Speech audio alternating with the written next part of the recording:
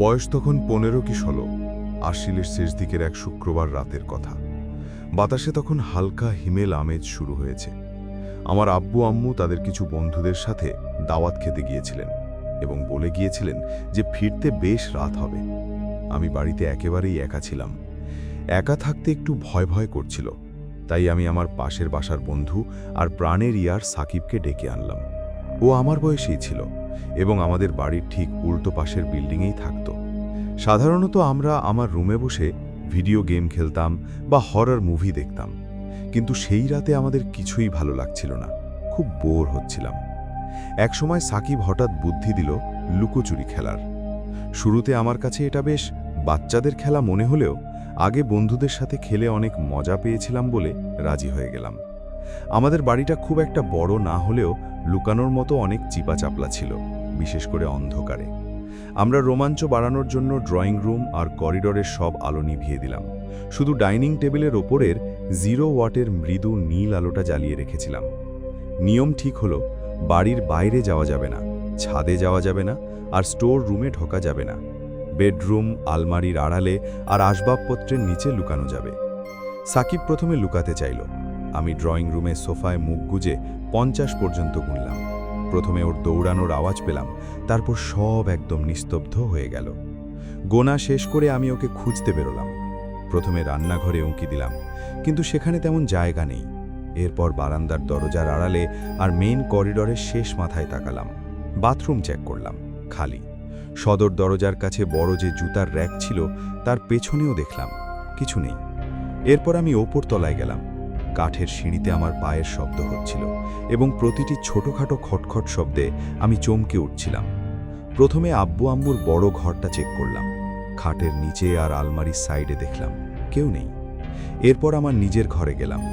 সেখানে সব অগোছালো থাকলেও লুকানোর মতো তেমন জায়গা ছিল না। তবুও টেবিলের নিচে আর পর্দার আড়ালে চেক করলাম, কিছুই পেলাম না। সবশেষে করিডোরের একদম শেষ মাথার গেস্ট রুমটা বাকি ছিল। দরজাটা হালকা একটু ফাঁক হয়েছিল। আমি আস্তে করে দরজায় ধাক্কা দিলাম। ভাবলাম ও হয়তো আমাকে ভয় দেখানোর জন্য হঠাৎ লাফিয়ে পড়বে, কিন্তু ঘরটি ছিল একদম অন্ধকার আর নিঝুম। আমি ঘরে ঢুকে সব কোণায় তাকালাম।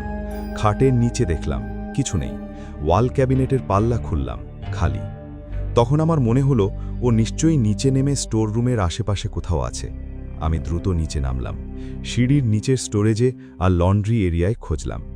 আমি যখন প্রায় আশা ছেড়ে দিচ্ছিলাম, তখন দেখলাম ও কিছু কার্টুনের পেছনে হাত পা গুটিয়ে বসে আছে।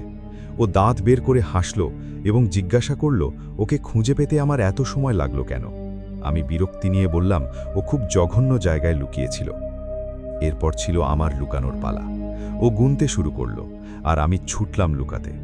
আমি ওপরে গিয়ে গেস্ট রুমের খাটের নিচে ঢুকে পড়লাম আর ঝুলে থাকা চাদর দিয়ে নিজেকে ভালোভাবে ঢেকে নিলাম। সেই ঘুটঘুট অন্ধকারে শুয়ে আমি আমার বুকের ধুকপুকানি স্পষ্ট শুনতে পারছিলাম।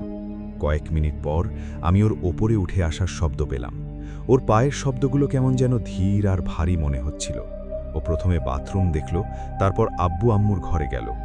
কিছুক্ষণ পর পায়ের শব্দ আমার লুকানো ঘরের করিডোরের দিকে এগিয়ে এলো। যখন ও গেস্ট রুমে ঢুকল, আমি ওর নিঃশ্বাসের শব্দ শুনতে পারছিলাম। ও খাটের একদম কাছে এসে থমকে দাঁড়ালো। আমি আমার দম বন্ধ করে পড়ে রইলাম। মেঝের উপর জুতোর ঘষড়ানোর শব্দ পাওয়া যাচ্ছিল। এরপর দীর্ঘ এক নীরবতা। আমার মনে হলো ও হয়তো বুঝে গেছে আমি এখানেই আছি এবং এখনই চাদরটা টেনে ধরবে, কিন্তু ও সেটা না করে ঘর থেকে গটগট করে বেরিয়ে গেল। আমি আরও কয়েক মিনিট সেখানে ঘাপটি মেরে শুয়ে রইলাম। ভাবলাম ও হয়তো এখন ডাক দিয়ে বলবে যে আমি জিতেছি, কিন্তু পুরো বাড়ি তখন শ্মশানের মতো নিস্তব্ধ। অবশেষে আমি খাটের নিচে থেকে ধুলোবালি ঝেড়ে বেরিয়ে এলাম। নিচে নামলাম এই ভেবে যে ওকে হয়তো সোফায় বসে ফোন টিপতে দেখব, কিন্তু ও সেখানে ছিল না। আমি জোরে নাম ধরে ডাক দিলাম এবং বললাম যে খেলা শেষ। ঠিক তখনই নিচতলার স্টোর রুম থেকে একটা কণ্ঠস্বর ভেসে উঠল।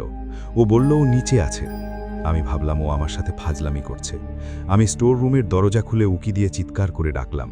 ও নিচ ফিসফিস করে জবাব দিল যে ও এখনও আমাকে খুঁজে বেড়াচ্ছে এবং জিজ্ঞাসা করল আমি কোথায় লুকিয়েছিলাম। এটা শুনে আমার শরীরের রক্ত হিম হয়ে গেল। আমি বললাম আমি এইমাত্র ওপর থেকে নেমেছি।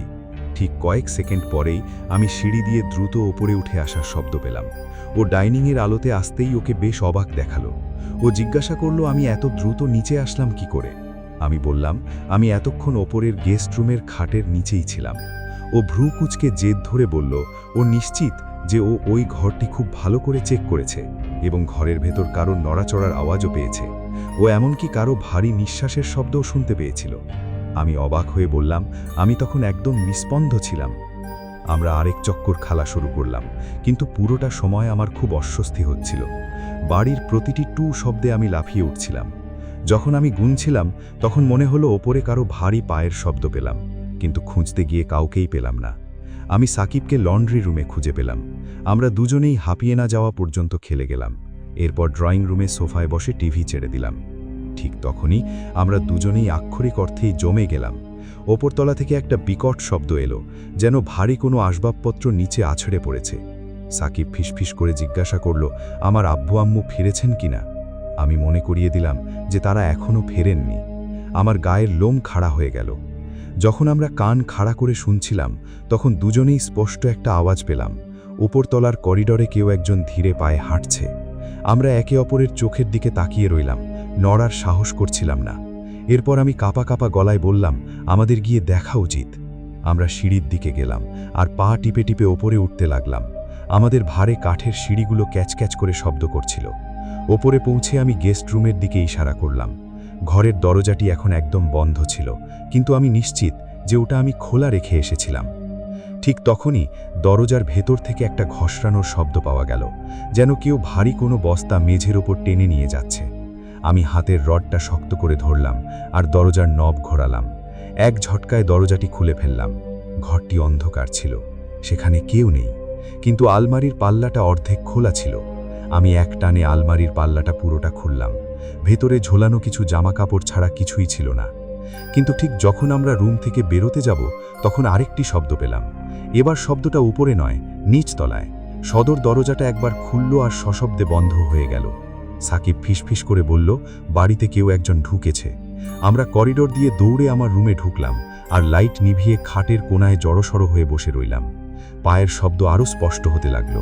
আমরা শুনলাম স্টোর রুমের দরজাটি খুলল আর সিঁড়ি দিয়ে একের পর এক ধাপ নামার শব্দ পাওয়া গেল। যেই হোক সে এখন স্টোর রুমে গেছে। আমরা সেই সুযোগে ঘর থেকে বের হলাম। সিঁড়ি দিয়ে এক লাফে নেমে রান্নাঘর পার হয়ে পেছনের পকেট গেট দিয়ে বাগানে চলে গেলাম। সাকিবের বাড়িতে পৌঁছানোর পর পুলিশ এলো। তারা বাড়ির প্রতিটি কোণা খুঁজলেন, কিন্তু রহস্যজনকভাবে কিছুই পেলেন না। পুলিশ আমাদের বলল যে হয়তো বাড়িটা পুরনো হওয়ার কারণে এমন শব্দ হয়েছে, কিন্তু আমি আর সাকিব জানি আমরা কি শুনেছি। এরপর কয়েক সপ্তাহ আমি একা ওই ঘরে ঘুমাতে পারিনি। ওই রাতের পর আমি আর কোনোদিন লুকোচুরি খেলিনি।